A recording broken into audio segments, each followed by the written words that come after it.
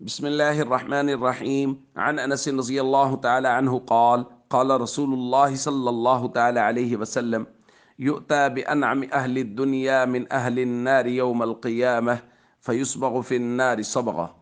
رواہ مسلم۔ نبی کریم صلی اللہ علیہ وسلم نے ارشاد فرمایا، قیامت کے دن اہل دنیا میں سے سب سے زیادہ نعمتوں کے مالک شخص کو جو جہنم کا مستحق ہوگا لایا جائے گا اور اسے ایک لمحہ کے لیے جہنم کی آگ میں ڈالا جائے گا۔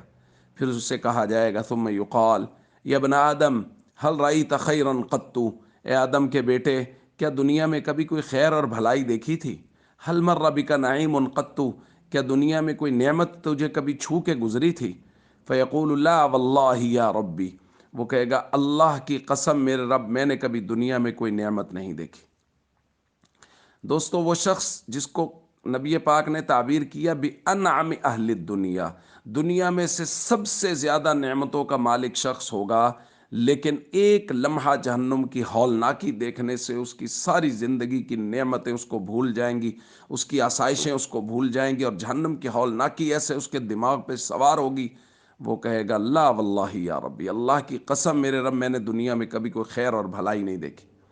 اور اس کے مقابلے میں جنت اس قدر خوبصورت ہے، وَيُؤْتَى بِأَشَدِّ النَّاسِ بُؤْسًا فِي الدُّنْيَا مِنْ أَهْلِ الْجَنَّةِ، ایک جنتی شخص جو دنیا میں اذیتیں کاٹ کے گیا ہوگا اس کو لایا جائے گا، فَيُصْبَغُ صَبْغَةً فِي الْجَنَّةِ، اور اس کو جنت کی نہر میں ایک غوطہ لگوایا جائے گا، فَيُقَالُ لَهُ، اس کو کہا جائے گا یا ابن آدم هل رأيت بؤسا قط، کبھی کوئی اذیت دیکھی ہے؟